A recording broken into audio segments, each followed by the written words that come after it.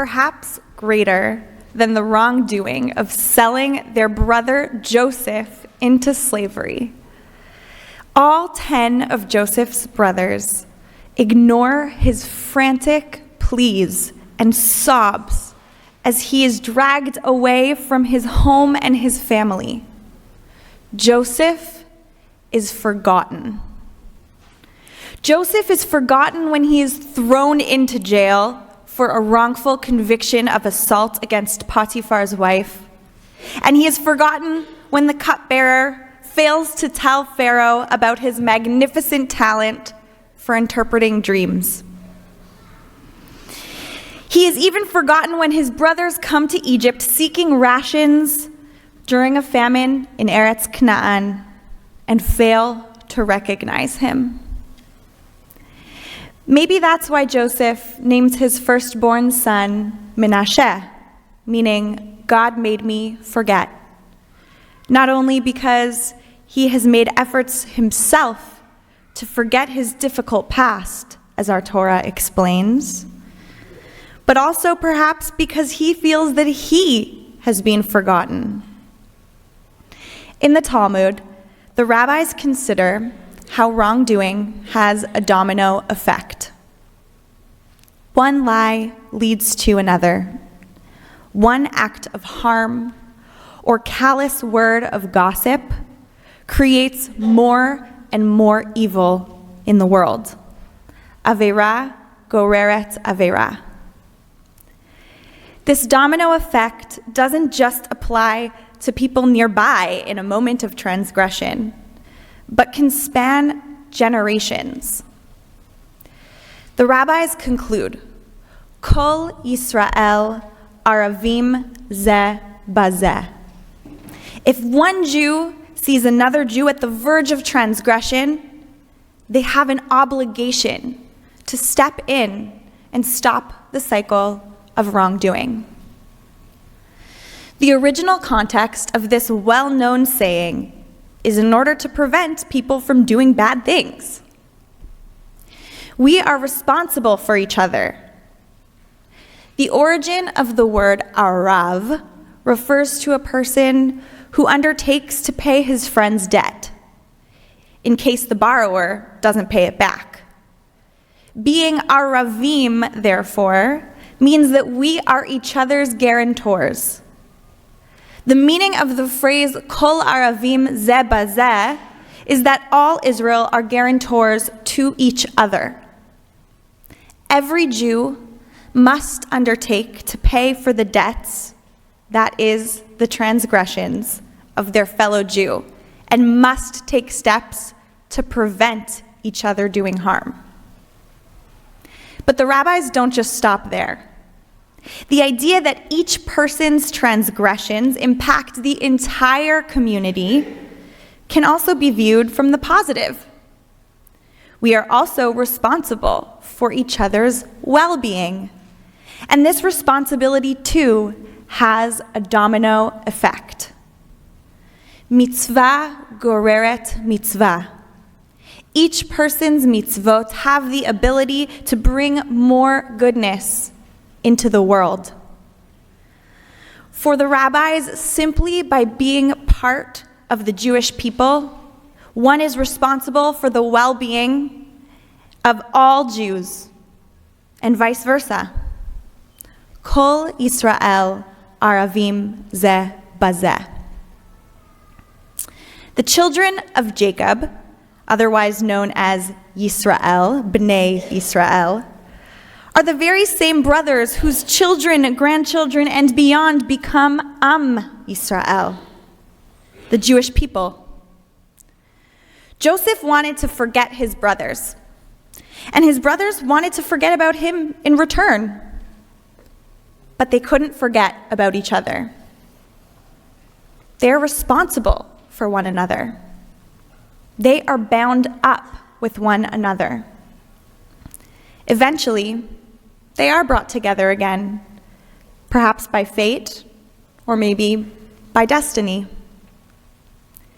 As much as we might want to forget who we are when the going gets tough, forget where we come from, We are bound up with one another inextricably. When you're part of a family, you can't forget about each other. I'm not sure if the rabbis intentionally had this story of Jacob or Yisrael's sons in mind when crafting the phrase Kol B'nai Yisrael Aravim Zeh Bazeh, but I imagine that it can't simply be a coincidence. Last week, I was getting on a plane from Toronto to New York, as I ought to do, and as I was boarding, a Haredi man in front of me dropped his boarding pass. So I picked it up for him, handed it to him, and we got to talking. He asked me what I do in New York, and I told him that I'm training to become a conservative rabbi. He could have responded in so many ways. He could have ignored me, forgotten about me. He could have spoken condescendingly to me. He could have even argued with me about women in the rabbinate. Instead, he simply said with a smile, Am echad, lev echad. One people, one heart. And then he went on to say, the events of October 7th certainly reminded us of this if we forgot. Days after October 7th, I walked into Beth Tzedec to find a distressed Israeli colleague in tears. She asked me, why do you think God let this happen? How can you believe in God after this? I listened, and I validated her very deep and very real sadness and anger. I didn't have a good answer. But after a few minutes, she proposed an answer to her own question. Maybe this happened liyached et ha'am, to unite the Jewish people. Now, the problem of evil is an incredibly difficult theological problem, and I think that's for another Dvar Torah. But what I can say for sure is that October 7th awakened in us a desire to unite, to feel united, to feel connected. October 7th reminded us, Kol Yisrael Aravim Zeh Bazeh, that we are responsible for each other, that our fate is bound up with, and we are therefore bound to one another. On Tuesday night, here in the Hendelys Chapel, we welcomed the Honorable Michael Kersner and the Toronto Police at a community event to thank the Toronto Police Service for everything that they're doing for the Jewish community at this time. I was touched when Constable Michelle Gillespie, the Jewish community liaison, shared that though her father had served in the IDF, she always felt like a Jewish Canadian. Canadian, the predominant status, and Jewish merely a throwaway adjective.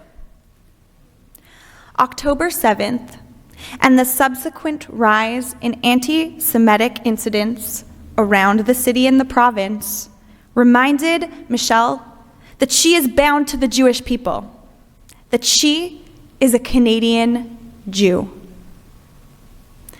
At Beth Tzedec, connection is one of our primary values.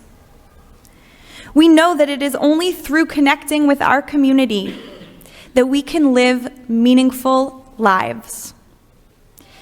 It's why we spend so much time building relationships, paying Shiva calls, making hospital visits, celebrating our most joyous simchas, and mourning our deepest losses together.